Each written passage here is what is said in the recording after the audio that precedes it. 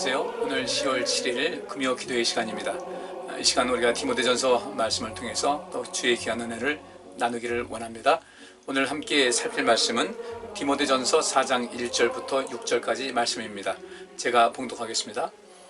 그러나 성령이 밝히 말씀하시기를 후일에 어떤 사람들이 믿음에서 떠나 미혹해 하는 영과 귀신의 가르침을 쫓으리라 하셨으니 자기 양심이 화인 맞아서 외식함으로 거짓말하는 자들이라. 혼인을 금하고 식물을 폐하라 할 터이나 식물은 하나님이 지으신 바니 믿는 자들과 진리를 아는 자들이 감사함으로 받을 것이니라. 하나님의 지으신 모든 것이 선함에 감사함으로 받으면 버릴 것이 없나니 하나님의 말씀과 기도로 거룩하여 지미니라. 네가 이것으로 형제를 깨우치면 그리스도 예수의 선한 일꾼이 되어 믿음의 말씀과 내가 좇은 선한 교훈으로 양육을 받으리라. 아멘. 우리가 하나님을 섬기는 가운데 중요한 것은 첫째로 이제 하나님께 영광을 돌리고, 또 하나님께서 이 세상을 창조하시고 이 세상을 또 돌보시고 살피시고 또 이렇게 통치하시는 이런 모든 방식이 우리 하나님 믿는 백성들을 통해서 성취되기를 원하시는 겁니다. 하나님께서 목적 없이 이 세상을 창조하실 리가 없겠죠. 하나님께서 목적 없이 사람을 만드실 리가 없겠죠. 따라서 하나님께서 이 사람을 창조하시고 또 만드셔서 그에게 그 하나님의 모양과 형상대로 지으시고 또 그 이후에 많은 것을 베풀어 주시고 또 하나님 말씀을 주신 것은 분명히 어떤 목적이 있다는 것입니다. 그런데 첫사람인 아담과 하와 이후에 사람들은 점점 하나님께로부터 멀어졌다는 사실이에요. 만약에 그들이 아담과 하와가 처음 하나님을 만났고 또 하나님께로부터 지음받은 사람이니까 그렇게 하나님과의 관계를 시작한 이후에 그 뒤로 더욱더 하나님과의 관계를 힘쓰고 적어도 이 아담과 하와만큼만 그 하나님과의 관계를 유지할 수 있었다면 문제가 없는 것인데, 이것이 이제 점점 세월이 흘러가면서 그 민족으로 또 이렇게 분열돼 나가고 또 국가로 이렇게 분열돼 나가고 또 인종으로 혈통으로 이렇게 나누다 보니까 그 속에서 하나님에 대한 그런 기억이 서서히 희미해지기 시작한 거예요. 그래서 이제는 그 하나님을 아예 알려고 하지 않는 사람들, 또 하나님의 존재를 부인하는 사람들이 도처에 있고, 이 가운데서 이제 하나님께서는 이 세상을 온전하게 구원하시기 위해서 첫째는 아브라함을 택하셨고, 그 다음에 그 후손을 통해서 이스라엘 백성들을 택하셨고, 그 이후에 예수께서 이 땅에 오시면서 이제 본격적으로 이방인들에게도 비유대인들에게도 복음이 전파되면서 모든 사람들이 다 하나님의 자녀로서의 삶을 살아갈 수 있기 원하는 그 길을 열어놓은 것이죠. 그런 점에서 우리가 이 본문 말씀도 우리가 해석을 할 수 있어야 되고요. 또 이 본문 말씀을 그래야만 제대로 이해가 될 수가 있습니다.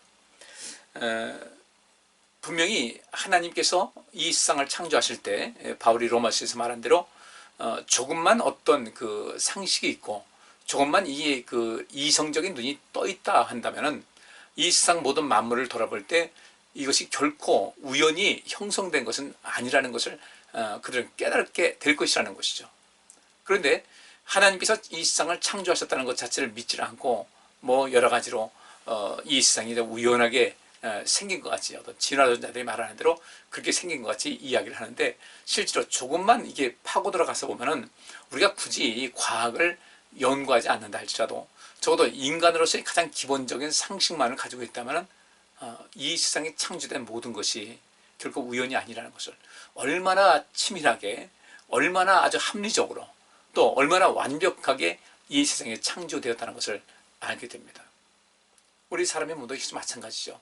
진화론자들은 나름대로 자기들의 그 어떤 이론을 펼치고 있지만은 인체의 그 신비, 아직도 인체의 신비를 다 알 수가 없어요. 뇌에 대한 신비로움도 우리가 다 알 수가 없고, 그저 일부분만 알고 있는 것이죠. 이 피에 대한 그런 모든 성분도 분석한 것 같지만 실제로 그렇게 아직은 훨씬 더 못 미치는 그런 것이 있는 거예요. 만약에 그 다 성분이 분석됐다면 피를 인간이 창조할 수 있겠죠. 그게 불가능하다는 것이죠. 그런 점에서 우리 하나님께서 이 세상을 창조하셨는데, 이 세상을 창조하신 일에 오늘까지 이르는 동안 어떤 일이 있었는가를 좀 잘 살필 수가 있어야 되고, 그 가운데 우리가 다시금 본래 우리 모두가 사람이라면 하나님의 모양대로 하나님의 형상대로 창조된 이런 가운데 있는데, 그 본래 하나님의 그 모양과 하나님의 형상대로 지음받은 그 본래 모습을 회복하는 일에 관심을 많이 가져야 되겠다는 것이죠. 바로 그 일을 하는 것이 우리 하나님 있는 백성들이 해야 될 아주 중요한 사명이 되는 겁니다. 그 일을 감당하기 위해서 우리 하나님께서는 그 자녀들에게, 그 백성들에게 여러 가지 은혜와 또 복을 주시고 능력을 덧입혀 주셨다는 것을 우리는 하나님 말씀을 통해서 알 수가 있고, 우리가 신앙생활을 하면서도 그것을 알 수가 있는 것인데, 요즘 세월이 점점 지나가면서 아담과 하와 일의 이후에 이 세상은 점점 하나님께로부터 멀어진 것 같이, 오늘날 이 시대에도 처음 하나님 섬기고 알게 되었을 때, 하나님을 알게 됐고 섬기고 믿고 그분을 따르게 됐을 때는 굉장한 열성이 있었는데, 세월이 지나면서 그 모든 그 의미가 퇴색해졌고, 어쩌면 우리 겉모습만 남아있는 그런 사람들이 너무 많은 이 시대를 살고 있는 것이 아닌가. 오늘 이 말씀 듣는 우리 성도님들은 우리의 그 내실도 귀하면서 우리의 겉사람과 속사람이 온전하게 주님의 뜻을 따라 살 수 있는 그런 모습이 될 수 있기를 간절히 바랍니다. 그런데 오늘 본문에도 나와 있지만, 문제는 우리를 그렇게 하나님의 자녀답게 살아갈 수 있는 그런 모든 것을 가로막는 그 무리가 있다는 거예요. 뭐 영의 세계도 마찬가지고, 이 땅에 살면서 우리 속에 각인되어 있는 여러 가지 사고와 감정, 이런 것이 거기 다 묻어나와 있는 것이거든요. 이런 점에서 이렇게 하나님 말씀을 바탕으로 또 성령의 도우심을 받고 또 성령 충만함을 받아서 본래 하나님께서 창조하셨을 때 우리에게 그 부여하셨던 하나님의 모양과 하나님의 형상 따라 지음받은 그 본래의 모습을 회복하고 하나님과 더 친밀한 관계를, 가까운 관계를 또 늘 동행하는 그런 삶을 살아가야 될 줄 믿습니다. 바울이 디모데에게 이 편지를 쓰는 것은 디모데가 지금 현재 돌보고 있는 에베소 교회에 관한 그 이야기와 상당히 그 연관성이 있다는 것이죠. 그래서 바울이 이 디모데에게 쓴 이 편지를 보게 되면 에베소 교회의 그 당시 모습이 어떤 모습인지를 좀 어느 정도는 가늠할 수가 있어요. 확실하게 자세하게 알 수는 없어서 어떤 모습이었고 또 어떤 상황에 처했는가, 또 어떤 위기가 있었는가, 또 어떤 가능성이 있는가를 우리가 알 수가 있는 것이죠. 1절 말씀에 그러나 성령이 밝히 말씀하시기를 후일에 어떤 사람들이 믿음에서 떠나 미혹게 하는 영과 귀신의 가르침을 쫓으리라 하셨으니, 앞에 있는 말씀대로 바울은 계속해서 이 에베소 교회 성도들을 온전케 해서 그 교회를 통하여 하나님의 나라를 구하고 하나님의 의를 구하는 이런 모든 그 하나님 나라 운동을 이제 해 나가야 된다. 그러기 위해서 이제 감독도 세우고 또 집사도 세우고 또 감독과 그 집사들의 가정도 어떻게 될 것인가. 그렇게 해서 그 교회가 교회로서의 기능을 감당할 수 있는 그런 모든 바탕을 만들어 가야 된다. 그래서 이 모든 것을 온전하게 가르쳐서 교회의 틀을 든든하게 하고 그리스도의 몸된 교회로서의 역할을 감당해야 된다라는 이 이야기를 이제 앞에 3장에서도 이야기하고 있거든요. 그런데 이게 4장에 들어서면서 1절에 그러나라는 이 말을 바울이 쓰고 있습니다. 물론 이 디모데전서는 이렇게 장과 절로 처음부터 나누신 것이 아니고 이후에 우리 이해를 돕기 위해서 나눈 것인데, 그 이해를 돕기 위해서 나누다 보니까 오히려 이 디모데전서 전체를 볼 수 있는 그런 안목보다는 그 절마다 또 이렇게 그 문맥마다 이렇게 잘라가지고 해놓은 것이, 문단마다 딱딱 잘라가서 해놓은 것이 오히려 우리 이해를 좀 그 혼란스럽게 하는 그런 경향도 없지 않아 있습니다. 어쨌든 우리가 이 전체를 보면서 또 부분도 보면서 이것을 살펴야 되는데, 그렇게 디모데에게 교회의 어떤 틀을 온전하게 세워서 어떤 그 외적인 시스템과 더불어 그들이 어떻게 교회 안에서 모든 일을 감당해야 될 것인가, 하나님 나라를 위해서, 하나님의 의를 위해서, 곧 하나님 나라 운동을 위해서 무엇을 해야 될 것인가를 쭉 이야기를 하고 있는데, 문제는 그렇게 아무 문제 없이 쭉 일을 해나가면 좋은데 그 교회에 여러 가지 변수가 작용한다는 거예요. 변인이죠. 변인이라고 할 수가 있는데, 이 변수와 변인이 거기 개입되다 보니까 본래 이 교회로서의 기능을 감당하는 그것에 많은 그 문제가 생기는 거예요. 그 일이 주춤되기도 하고 또 그 속에서 오히려 격길로 가기도 하고, 이런 많은 그 신앙에서의 싸움, 복음의 진리를 수호하는 가운데 오는 여러 가지 문제의 이 속에서 이제 각가지 문제가 일이 발생하게 되는 것이죠. 그러니까 교회가 교회로서의 기능을 감당하기 위해서 바울은 이렇게 해야 된다는 것을 디모데에게 이야기를 하는데, 그러면서 여기 나타나는 여기에는 변수가 있다. 그렇게 그 교회를 온전케 하고자 하는 그런 일에 반드시 장애물이 등장될 수가 있다, 될 수밖에 없다는 것을 이야기를 하고 있습니다. 물론 이 디모데전서 1장에서 바울은 교회 내에서 여러 가지 족보를 이야기하면서 유대인들은, 유대인으로서의 기독교인들은 우리는 아브라함의 혈통이다, 우리는 할례를 받았다, 이런 거 하면서 그 비유대인들에게도 그렇게 이제는 그리스도께서 오셔서 모든 것을 완전하게 하신 다음이니까 그 할례라든지 이런 모든 것에 대해서 굳이 이방인에게 요구할 필요가 없는데도 불구하고 그들은 끊임없이 우리는 아브라함의 후손이라는 그 족보에 창념하면서 비유대인으로서 기독교인이 된 사람들을 자꾸 힘들게 하고 있는 것이에요. 그리고 이단적인 사상, 영지주의라는 이런 이단주의 사상이 나타나서 여러 가지 말을 하죠. 오늘 본문에도 3절에 그랬어요. 혼인을 금하고 식물을 폐하라 할 터이나 왜 혼인을 금하라고 하겠습니까? 다른 것이 아니에요. 이 육신은 더럽다는 거예요. 죄를 짓는 이런 그 근본으로서 더럽다. 그러니까 혼인을 해가지고 자녀를 낳아봐야 자녀들도 역시 마찬가지 죄에 빠지게 되고, 그렇다면 어떻게 되겠습니까? 그러면 결혼 안 하고 자녀 낳지 않게 되면 이 세상 그냥 망가뜨리지 않은 거예요? 어쨌든 이 세상은 계속해서 하나님께서 모든 것을 마무리할 때까지는 역사가 진행돼야 되고, 그 가운데 비그리스도인들의 그 악행과 또 여러 가지 그 하나님께서 기뻐하지 않는 많은 일을 행하는 가운데서 이 그리스도인들이 이 안에서 그들을 온전케 하고 그들을 복음으로 인도하고 또 하나님께서 기뻐하시는 세상을 만드는 일을 반드시 해야 될 텐데, 여기 그리스도인들이라는 사람들이, 기독교인이라는 사람들이 혼인을 금하라고 자꾸 이야기를 하는 거예요. 그러면 이 점점 악해져가는 세상을 누가 이 세상을 정화시킬 것이며 이 세상을 온전케 하는 일을 누가 하겠습니까? 굉장히 문제가 심각한 건데, 그런 이단들이 있다는 겁니다. 혼인을 금하는 이단들이 있었어요. 식물을 금합니다. 식물이라는 것은 음식물입니다. 여러 가지 음식물이 있는데 그 음식물을 이것저것 따지면서 율법은 이렇게 말했다고 하면서 따지면서 식물을 금하니까 그 비유대인으로서 기독교인 된 사람들은 참 여러 가지 어려움이 많이 있는 거예요.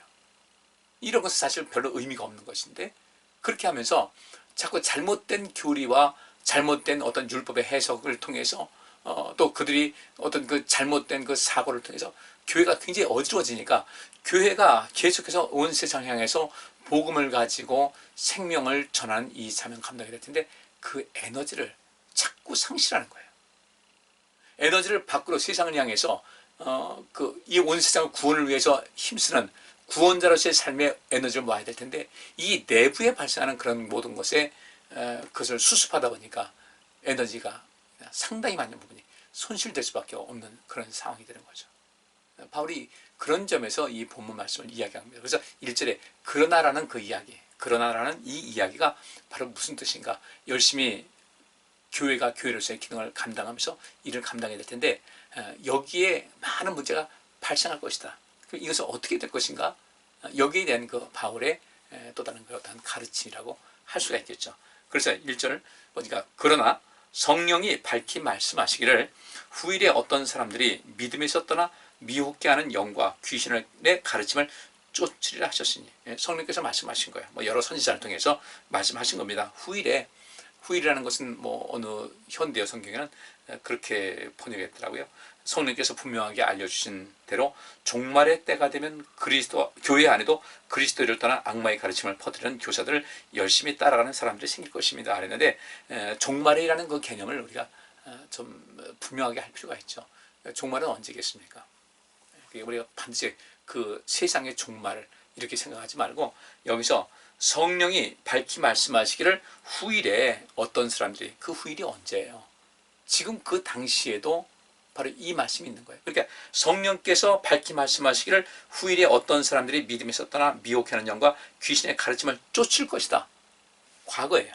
과거에 있었던 사실이에요. 그 과거에 성령께서 그런 말씀을 하셨는데 지금 이 말씀 보니까 지금 여기서 사도 바울이 이 편지를 쓸 당시에 그 시간에 그곳에서 믿음에서 떠나서 미혹해하는 영과 귀신의 가르침을 쫓는 사람들이 많이 생겼다는 거예요. 그러니까 이것은 유대인들 사이에서도 마찬가지. 유대교에서도 이단이 나왔으니까 유대교에서 나온 이단이 이슬람교거든요. 그러니까 항상 이렇게 인간의 어떤 생각, 도무지 이 하나님 말씀과 하나님의 뜻이라는 것은 사람의 생각을 초월하는 것이기 때문에 그 초월한 하나님의 은혜를 알고 우리는 내가 알 수 있는 범위 안에서 하고 그건 알고 그대가 알고 있는 범위와 하나님께서 계시해 주신 그 내용만 가지고도 우리가 주의를 감당하기에 충분한 것인데 그 생각이 너무 깊어지는 거예요. 사람이 교만해져 가지고 필요 이상의 생각을 하지 말라고 바울이 얘기한 것은 교만해지지 말라는 것이거든요. 그런데 우리가 도저히 알 수 없는 그것을 어떻게 알겠습니까? 욥이 자기에게 이런 일이 생겼어요. 우리는 그 욥기를 뒤에 보면서 이런 것이 하나님께서 어떤 뜻을 알려주기 위해서 그 욥이 그 고난당한 그 이유가 무엇인지를 우리는 알고 있는데 그 당시 욥은 그것을 알 수 없었어요. 근데 알고 싶은 거예요. 근데 알 수는 없는데 알고 싶은 거예요. 근데 알고 싶은데 욥은 그 당시의 욥은요, 하나님께서 행하시는 모든 것을 알 수가 없는 거예요. 지금도 마찬가지입니다. 우리는 하나님께서 행하시는 모든 것을 다 알 수가 없어요. 우리가 지금 누리고 있는 이 물질 세계 안에서 과학의 법칙이 있습니다.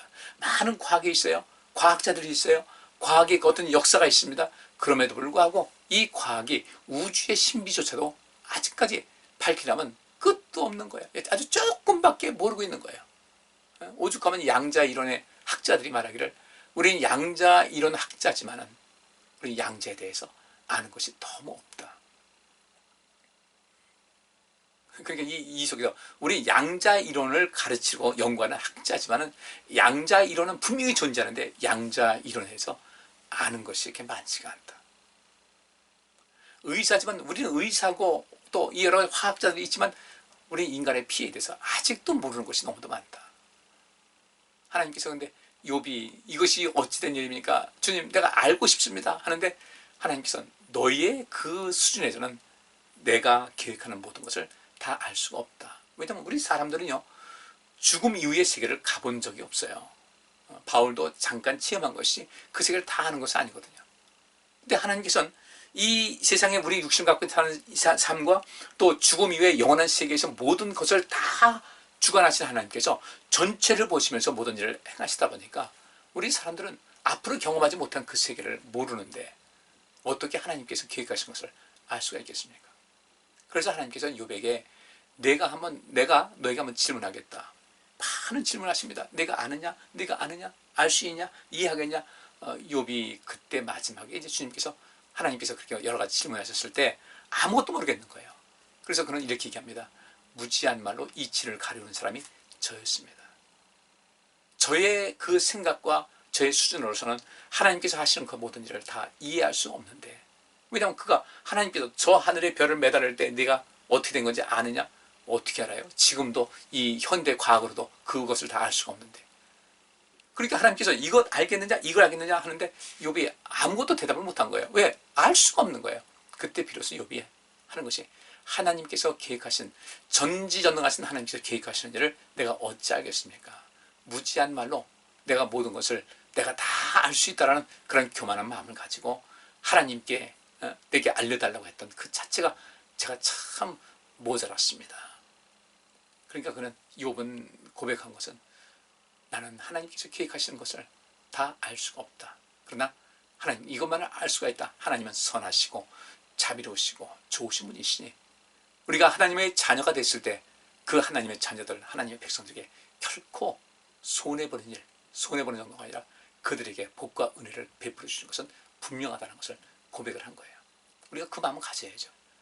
그 마음을 가져야 되는데 그 이단들이 왜 나오냐면은 그 하나님께서 어느 정도 우리 인간의 수준에서 알 수 있는 그 부분까지만 알고 그 다음은 하나님께서 하시는 모든 것을 따라 알고 그냥 따라가면 되는 것인데 그것을 다 알겠다고 필요 이상의 생각 갖지 말라. 바울은 교만한 마음을 갖지 말라는 것인데 그 교만한 사람들이 많이 나와서 이것이 옳으네 저것이 옳으네 하면서 자기 나름대로 어떤 주장을 하고 이론을 세웠던 거예요. 그래서 이 이단들은 다 거기서 나온 겁니다. 지금 신천지도 뭐 요한계시록을 당신 아십니까? 우리가 어떻게 다 알아요? 모르는 거예요. 근데 자기들은 다 아는 것 같이 이야기를 해요. 그것이 바로 죄인 겁니다.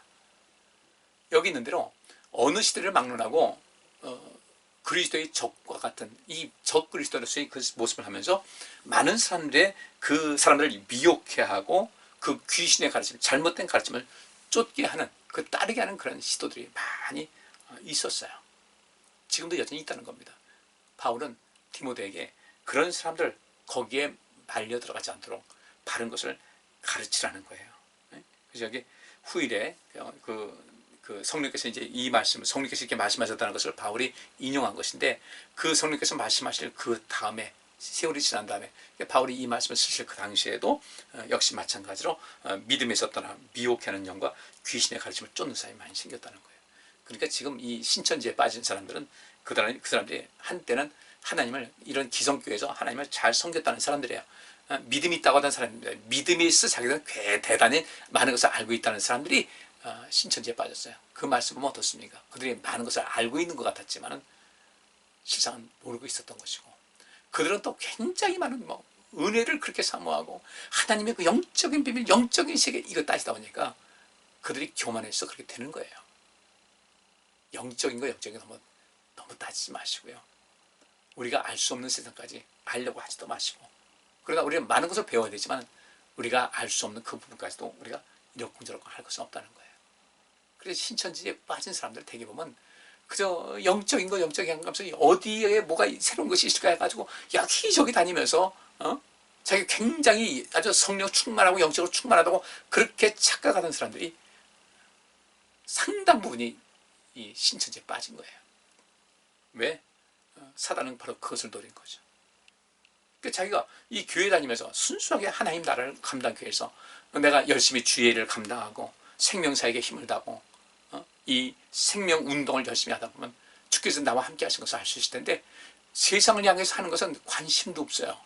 그리고 오직 하나님의 은혜, 하나님의 은혜, 이러니까 우리에게 이 세상을 구원해야 될 그 구원자의 사명을 감당해야 될 텐데, 그 구원자 하지 않고 매일 하나님 바라면서 은혜 이러고만 따지고 있으니까, 그러니까 이제 미혹이 되는 거예요. 바로 그런 사람들을 사단은 사냥을 하는 거죠. 헌팅, 사냥하는 거예요. 사냥감이 된 거예요. 여기 있는 대로 그들이 믿음에서 떠났다고 하는 것이니까, 바로 이 우리나라 이 이단에 빠지는 사람들, 아주 신앙생활을 잘한다고 했던 사람들이 빠져가지고 하는 경우가 많이 있었다는 거죠. 미혹게 하는 영과 귀신의 가르침을 쫓으리라. 미혹이 된 거예요. 미혹이 되는 거예요. 유혹을 당한 거죠. 그 기만에, 그 사단의 기만에 그 사기꾼에게 빠져 넘어간 거예요. 그러니까 귀신의 가르침을 따르는 거죠. 2절에 그런 사람은 어떻게 되는가? 자기 양심이 화인 맞아서 외식함으로 거짓말하는 자들아. 자기 양심이 화인 맞았어요. 공통된 의식, 양심이라는 것은 공통된 의식, 공통된 지각, 도덕적 의식이 있어야 되는데, 그들에게는 공통된 의식과 공통된 지각이 없는 거예요. 그러니까 교회 안에서 보면 다들 하찮아 보이는 거죠. 기도도 나름대로 열심히 한다고 하고, 은혜하고 이렇게 하는데, 그렇게 기도 열심히 하고 은혜 많이 받는 사람들은 주변에 많은 사람들에게 생명을 주고 생명력을 주고자 하는, 주의 성령이 내게 임하셨으니 이는 가난한 자에게 복음을 전하게 하시고 한 그 말씀대로 이 모든 사람들에게 복음이 되어 다가서 예수 그리스도께서 이 땅에 오신 것 같은 삶을 살아가는 사람들이, 은혜가 넘치는 사람들인데, 그건 안 하고 그냥 자기의 어떤 내적인 욕구, 그 내적인 욕구도 결국은 그 인간적인 생각이에요. 그들의 상처 입은 그 영혼의 어떤 그 갈급함을 따라가다 보니까 잘못 나간 거예요. 그러니까 이제 이 양심이라는 것은 바꿔 말하면 교회 안에서의 신앙인으로서의 상식인데, 신앙인으로서의 상식이 어떻게 해요? 마비가 된 거예요. 여기 화이 맞았다는 것은 낙인을 찍다, 달군 쇠로 치시다, 마비시키다는 것인데, 사단에 의해서 그 감각이, 그 공통된 그 지각과 일반적인 신앙인으로서의 상식에 마비가 돼가지고 어떻게 되겠습니까? 그러니까 마비가 됐으니까 그 다음에 꾸며야죠. 자기는 안 그런 것 같이 위식함으로. 그러니까 이단자들이 더 어찌 보면 굉장히 열심히 있는 것 같이 꾸미는 거예요. 그 속은 텅 비어있는 거죠. 그 속이 꽉 차 있다면, 성령으로 꽉 차 있다면 가난한 자들에게 복음을 전하기 위한 그런 삶, 하나님과의 그런 친밀감과 또 온 세상을 온전히 하고자 하는 그런 삶을 힘있게 감당하는 것인데, 그렇게 하지 않고 꾸미고 외식함으로 거짓말한다니까, 꾸미고 그릇된 교리를 전하는 이런 이단이 되는 거예요. 그들은 하는 일이 혼인을 금합니다. 결혼하지 말아라, 음식은 이거 먹어라, 먹지 말아라. 근데 식물은 하나님이 지으신 바니 믿는 자들과 진리를 아는 자들이 감사함으로 받아라. 여러분들 하나님께서 그렇게 하셨어요. 창세기 1장 29절 말씀 보니까 하나님이 가라사대 내가 온 지면에 씨 맺는 모든 채소와 씨 가진 열매 맺는 모든 나무를 너희에게 주노니 너희 식물이 되리라. 너희 음식물이 될 것이다. 창세기 9장 3절 무릇 산 동물은 너희의 식물이 될 것이다. 너희의 음식물이 될 것이다. 채소같이 내가 이것을 다 너희에게 준다 그랬어요. 우리가 그거 먹고서 먹는 즐거움이 얼마나 좋습니까?